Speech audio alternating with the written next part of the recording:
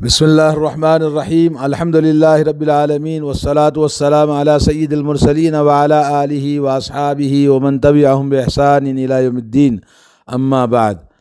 عزیز دوستو، رمضان مبارک کا آخری عشرہ داخل ہوا۔ آخری عشرے میں سب سے اہم چیز نبی کریم صلی اللہ علیہ وسلم کی جو سنت رہی ہے اور آپ کا طریقہ کہ آخری عشرے میں آپ اعتکاف کو بیٹھا کرتے تھے۔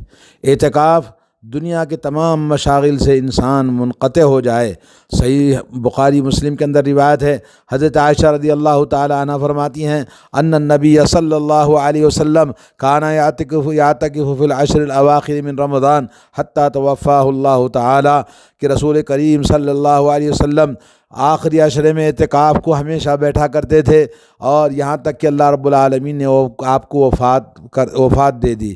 یعنی نبی کریم صلی اللہ علیہ وسلم آخری عشرے میں آپ لیلۃ القدر کی تلاش میں اور دنیا کے تمام مشاغل اور تمام مصروفیتوں سے کٹ کر اور تمام کو چھوڑ کر اور اہل و عیال سے دور ہو کر صرف اللہ عز و جل کی مناجات اور اللہ کی بارگاہ میں آہ و فغاں اور ذکر و اذکار اور دعائیں، تلاوت کلام پاک اور جبریل علیہ السلام سے آپ قرآن مجید کا پڑھنا پڑھانا اور راتوں میں پورا قیام کرنا، اور ایک آپ کے لیے نمازوں کے علاوہ ساری عبادتیں جو کچھ بھی ہو سکتی تھی، جس میں آپ لوگوں سے ملنا جلنا بند کر دیتے، ہر قسم کے کام اور مشغولیت کو چھوڑ دیتے، تاکہ مکمل طور پر نبی کریم صلی اللہ علیہ وسلم کا یہ طریقہ جو پوری طرح سے اللہ کی بارگاہ میں اللہ کو راضی کرنے والے کام کریں۔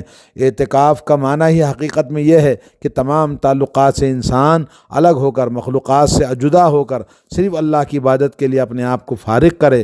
اور آج کل دیکھتے ہیں کہ یہ سنت جو اعتکاف کی ہے رمضان میں، بہت سارے لوگ اپنی مشغولیتوں کی وجہ سے اس سے غافل ہو چکے ہیں، بہت سارے لوگ اس کو چھوڑ چکے ہیں۔ امام زہری رحمۃ اللہ علیہ فرماتے ہیں عجبا للمسلمین ترکوا الاعتکاف مع ان النبی صلی اللہ علیہ وسلم ما ترکہ منذ ما قدم المدینہ۔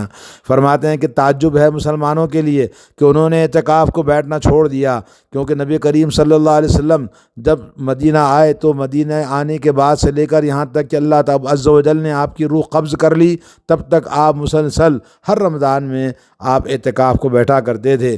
اور یہ ایسی سنت ہے جس کو زندہ کرنے کی ضرورت ہے، لوگوں کو اس کی طرف ترغیب دلانے کی ضرورت ہے اور اس پر ابھارنے کی ضرورت ہے، اور انسان اپنے آپ کو اس کام سے شروع کرے۔ اور ان مبارک دنوں میں آدمی تمام دنیا کے حاجتوں، ضرورتوں اور اس کی دنیا کی ہنگامیوں سے ہٹ کر کٹ کر اللہ کی بارگاہ میں اپنے دل، اپنے اعضاء، اپنے جسم تمام طرح سے اللہ کی بارگاہ میں خشوع اور خضوع کے ساتھ، اخلاص کے ساتھ، آنسوؤں کو بہاتے ہوئے اللہ کی بارگاہ میں اپنے آپ کو اعتکاف میں بٹھا لے۔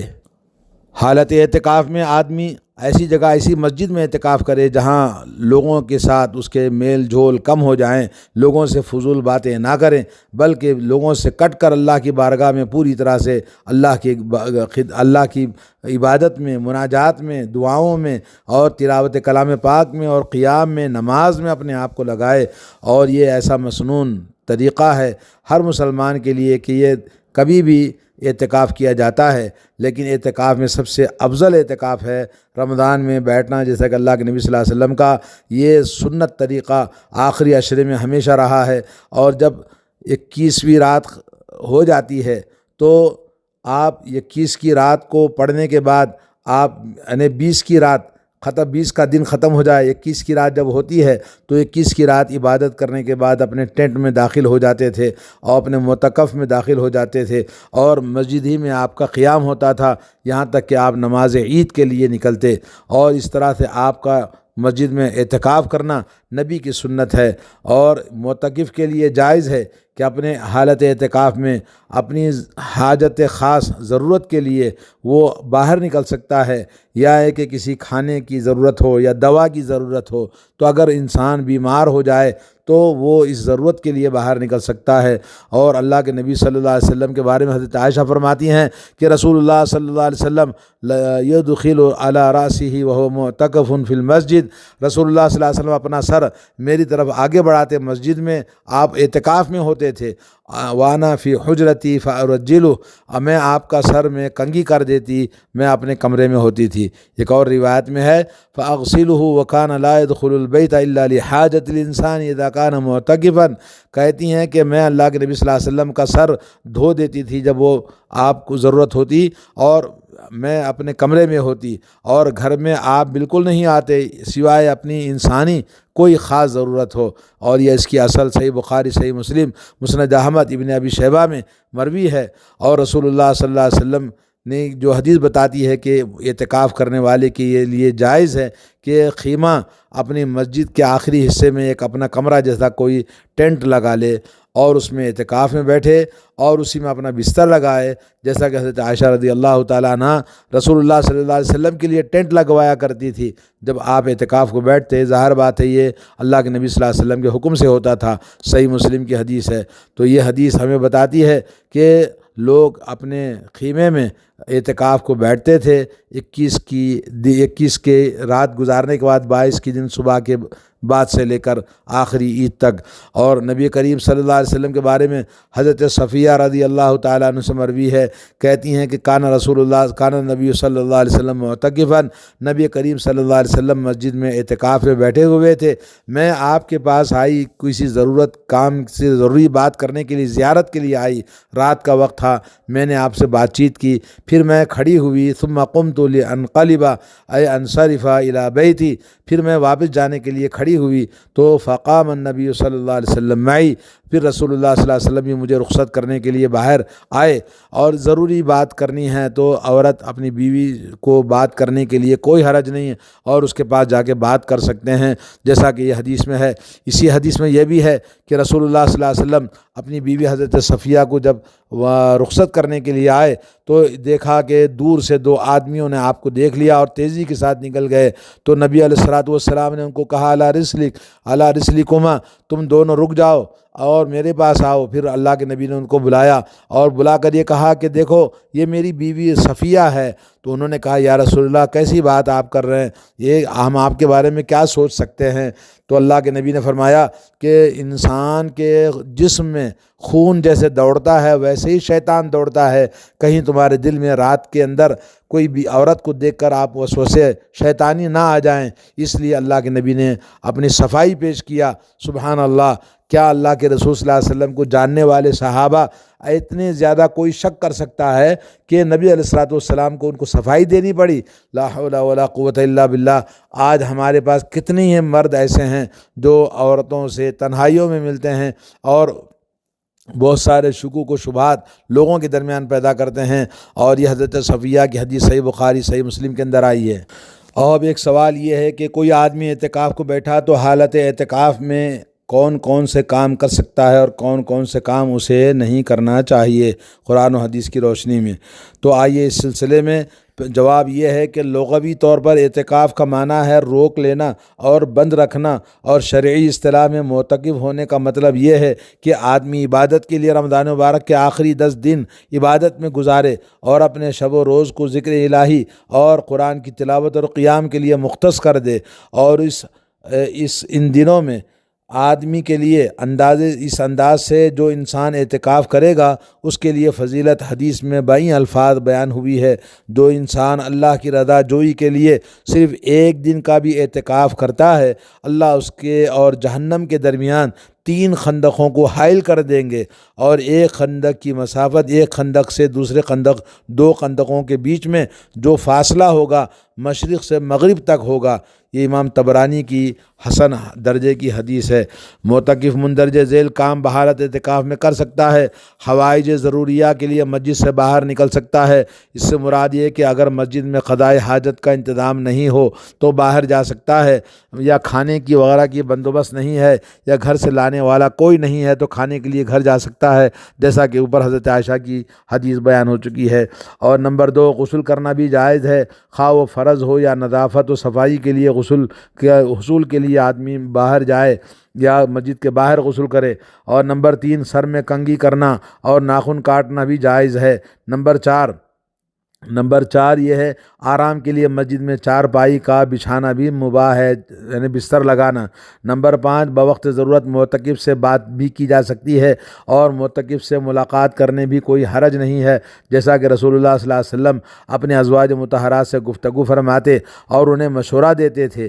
نیز ازواج مطہرات رسول اللہ صلی اللہ علیہ وسلم کی بیویاں رسول اللہ صلی اللہ علیہ وسلم کے پاس بحالت اعتکاف مسجد میں ملاقات کے لیے آ جاتی تھیں، جیسا کہ آپ نے حضرت صفیہ کی حدیث سنی۔ سنی۔ معتکف کے لیے مندرجہ ذیل امور بحالت اعتکاف ناجائز ہیں۔ نمبر 1، معتکف چونکہ اللہ کی رضا جوئی کے لیے خود کو مسجد میں روکتا ہے، اس لیے اسے فضول باتوں، لا یعنی گفتگو سے پرہیز کرنا چاہیے، اور معتکف کو اپنے قول و کردار میں عام انسانوں سے ممتاز ہونا چاہیے۔ نمبر 2، دوران اعتکاف کسی بیمار کی تیمارداری کو بھی نہیں کی جا سکتی، نہ وہاں جانا اس کے لیے جائز ہے۔ اگر گزرتے ہوئے بلا توقف کسی بیمار سے حال چال پوچھ لے تو جائز ہے۔ سنن ابو داؤد کے اندر حدیث ہے، معتکف کو جنازے میں بھی شریک نہیں ہونا چاہیے، اور کسی کے جنازے میں اور میت میں جانا اس کے لیے جائز نہیں۔ اسے ضروری حاجت کے بغیر مسجد سے باہر نہیں نکلنا چاہیے۔ اگر مسجد میں کوئی جنازہ آ جائے تو اس کے پڑھنے میں چندہ حرج نہیں ہے، جیسا کہ سنن ابو داؤد کی حدیث ہے۔ اختتام اعتکاف کے موقع پر دھوم دھام سے نکلنا یا فوراً یا فوٹو اتروانا یا کسی کو بلا کے اپنے لیے پھولوں کا ہار ڈالنا، یہ تمام چیزیں ناجائز اور حرام ہیں۔ تو اس طرح سے اعتکاف میں آدمی کو اللہ تعالیٰ کی بارگاہ میں اپنی عبادت کا نذرانہ پیش کرے۔ سوال یہ ہے کہ کیا عورت مسجد میں اعتکاف اکیلی کر سکتی ہے؟ مسجد میں 10 دن کیوں اکیلی کیسے بیٹھ سکتی ہے، جبکہ اکیلی سفر کرنا اس کے لیے جائز نہیں ہے؟ اگر کر سکتی ہے تو اس کے لیے کیا لوازم ہیں اعتکاف کرنے کے لیے؟ تو اس کا جواب یہ ہے کہ واضح رہے کہ دنیاوی علائق سے الگ تھلگ ہو کر تقرب الہی کی نیت سے کچھ وقت مسجد میں قیام کرنے کو شرعاً اعتکاف کہا جاتا ہے۔ اس بنا پر اگر تقرب الہی اللہ تبارک و تعالیٰ کے تقرب کی نیت نہ ہو، یا تقرب الہی کی نیت تو ہے لیکن مسجد میں قیام نہیں ہے، تو ان دونوں صورتوں کا شرعی اعتکاف نہیں کہا جائے گا۔ مسجد کی شرط اس لیے ہے کہ ارشاد باری تعالیٰ ہے کہ والعاکفون فی المساجد، اور جب تم مسجدوں میں اعتکاف بیٹھے ہو تو ان بیویوں سے مباشرت نہ کرو، یعنی حالت اعتکاف میں مباشرت کرنا جائز نہیں۔ آیت کریمہ میں مساجد کا بطور خاص ذکر اس بات کا تقاضا کرتا ہے کہ اعتکاف کے لیے مسجد کا ہونا ضروری ہے۔ سورہ بقرہ آیت نمبر 187۔ اور اس بنا پر عورتوں کا گھروں میں اعتکاف کرنا صحیح نہیں ہے، بلکہ انہیں بھی اعتکاف مسجد میں بیٹھنا چاہیے، البتہ انہیں مندرجہ ذیل شرائط کو ملحوظ خاطر رکھنا ہے۔ نمبر 1، عورت کے لیے مردوں سے بائیں طور پر الگ انتظام ہو کہ مردوں کے ساتھ اختلاط کا قطعاً کوئی امکان باقی نہ رہے، کیونکہ اختلاط کو اللہ اور اس کے رسول صلی اللہ علیہ وسلم نے پسند نہیں کیا، حرام ہے۔ نمبر 2، خاوند سے اعتکاف بیٹھنے کی اجازت حاصل کی جائے، بصورت دیگر اعتکاف صحیح نہیں ہوگا۔ نمبر 3، بحالت اعتکاف مخصوص ایام کے آ جانے کا بھی اندیشہ نہ ہو۔ نمبر 4، کسی قسم کے فتنہ و فساد کا خطرہ بھی نہ ہو۔ نمبر 5، خورد و نوش اور دیگر لوازمات کا باقاعدہ انتظام ہوتا ہے، باہر جانے کی ضرورت نہ پڑے۔ اگر یہ شرائط پورے نہ ہوں تو عورتوں کے لیے اعتکاف سے اجتناب زیادہ بہتر ہے۔ ایسی حالت میں گھر کے کسی گوشے میں شوق عبادت پورا کر لینا چاہیے، لیکن اسے شرعی اعتکاف نہیں کہا جائے گا، اور نہ ہی اعتکاف کی پابندیاں اس پر عائد ہوں گی۔ بعض حضرات کی طرف سے عورتوں کے لیے اعتکاف کو غیر مشروع کہا جا رہا ہے، لیکن اس کی کوئی دلیل پیش نہیں کی جاتی ہے، چونکہ ازواج مطہرات رسول اللہ صلی اللہ علیہ وسلم کی وفات کے بعد بھی اعتکاف کرنا صحیح احادیث سے ثابت ہے، جیسا کہ صحیح بخاری کی روایت میں ہے۔ اس لیے شرائط بالا کو ملحوظ رکھتے ہوئے عورت مسجد میں اعتکاف کر سکتی ہے، بصورت یعنی تمام شرائط کے ساتھ۔ سورۃ مسئلہ میں جو حدیث اس بات کی عدم جواز پر پیش کی گئی ہے کہ عورت سفر نہیں کر سکتی تو اعتکاف کیسے بیٹھ سکتی ہے، تو وہ سفر سے تعلق رکھتی ہے، تو اس کا اعتکاف سے کوئی تعلق نہیں ہے۔ اعتکاف رسول اللہ صلی اللہ علیہ وسلم نے مدینہ منورہ میں کیا، اور آپ کا اعتکاف مسجد میں ہوتا تھا۔ حدیث میں ہے کہ آپ صلی اللہ علیہ وسلم مسجد میں اعتکاف کرتے تھے، صحیح بخاری کی روایت ہے۔ اور امام ابو داؤد نے اس کے متعلق ایک عنوان قائم کیا کہ اعتکاف کہاں ہو، پھر مسجد میں اعتکاف کرنے کی احادیث کو بیان فرمایا، سنن ابو داؤد۔ اعتکاف کے متعلق مردوں اور عورتوں کے احکام میں کوئی فرق نہیں ہے۔ یہی وجہ ہے کہ ازواج مطہرات نے رسول اللہ صلی اللہ علیہ وسلم کے ہمراہ مسجد میں اعتکاف کیا، اور حتیٰ کہ ایک زوجہ محترمہ کو استحاضہ کا عارضہ تھا، وہ آپ کے ہمراہ مسجد میں اعتکاف کرتی تھیں، تو پھر ان کو یعنی مسجد میں استحاضہ والی عورت بھی اعتکاف کر سکتی ہے، جیسا کہ صحیح بخاری کی روایت ہے۔ رسول اللہ صلی اللہ علیہ وسلم نے ایک دفعہ اعتکاف کا پروگرام بنایا اور آپ صلی اللہ علیہ وسلم کے لیے مسجد میں خیمہ کا بندوبست بھی کیا گیا۔ حضرت عائشہ نے اپنے لیے مسجد میں خیمہ لگایا۔ اس طرح دیکھا دیکھی حضرت حفصہ، حضرت زینب نے بھی خیمہ لگوا دیے۔ جب آپ صلی اللہ علیہ وسلم نے مسجد میں اتنے خیمے دیکھے تو آپ نے تمام خیموں کو اکھاڑ دینے کا حکم دیا اور فرمایا کہ اسی انداز سے تم نیکی تلاش کرنا چاہتی ہو۔ اگر گھر میں اعتکاف جائز ہوتا تو آپ صلی اللہ علیہ وسلم انہیں اپنے گھروں میں اعتکاف کرنے کا حکم دیتے تھے۔ آپ نے ایسا نہیں کیا بلکہ اپنے اعتکاف کا پروگرام بھی ختم کر دیا، حتیٰ کہ ماہ شوال میں اس کی قضا اور 10 دنوں کا اعتکاف فرمایا، جیسا کہ روایت صحیح بخاری کی باب الاعتکاف حدیث نمبر ہے 2034۔ اور اس سلسلے میں جمہور محدثین کا یہی موقف ہے کہ عورتوں کا گھروں میں اعتکاف کرنا درست نہیں ہے، کیونکہ اللہ تعالیٰ نے قرآن مجید میں اعتکاف کا ذکر قرآن مجید میں مسجدوں سے جوڑ کر بتایا ہے، اور گھروں میں اعتکاف کرنا جائز نہیں ہے۔ رسول اللہ صلی اللہ علیہ وسلم، ازواج مطہرات اور دیگر صحابہ کرام رضوان اللہ علیہم اجمعین کے عمل کے خلاف ہے گھروں میں اعتکاف کرنا۔ رسول اللہ صلی اللہ علیہ وسلم کی وفات کے بعد بھی ازواج مطہرات نے مسجد میں ہی اعتکاف کیا۔ عورتوں کے لیے اعتکاف کرنا جائز ہے، لیکن اپنے خاوند یا کسی دوسرے محرم کے ہمراہ مسجد میں اعتکاف کرے۔ اگر اکیلی اعتکاف کرنا چاہتی ہے تو خاوند یا سرپرست کی اجازت سے ایسا کر سکتی ہے۔ اس کے علاوہ کسی قسم کے فتنے کا اندیشہ یا دیگر آدمیوں سے خلوت کا خطرہ نہ ہو۔ اس پرفتن دور میں بہت بہتر ہے کہ عورت گھر میں رہتے ہوئے اللہ کی عبادت کرے، اور لیکن گھر میں بیٹھ کر عبادت کرنا شرعی اعتکاف نہیں ہوگا، کیونکہ اس کے لیے مسجد کا ہونا ضروری ہے۔ رمضان مبارک کی 20 تاریخ کو مغرب کی نماز میں مسجد میں ادا کرے اور رات میں مسجد میں قیام کرے۔ مغرب کے بعد اعتکاف کا آغاز ہو جاتا ہے، البتہ اعتکاف گاہ میں 21 رمضان کو نماز فجر کے بعد داخل ہونا ہے۔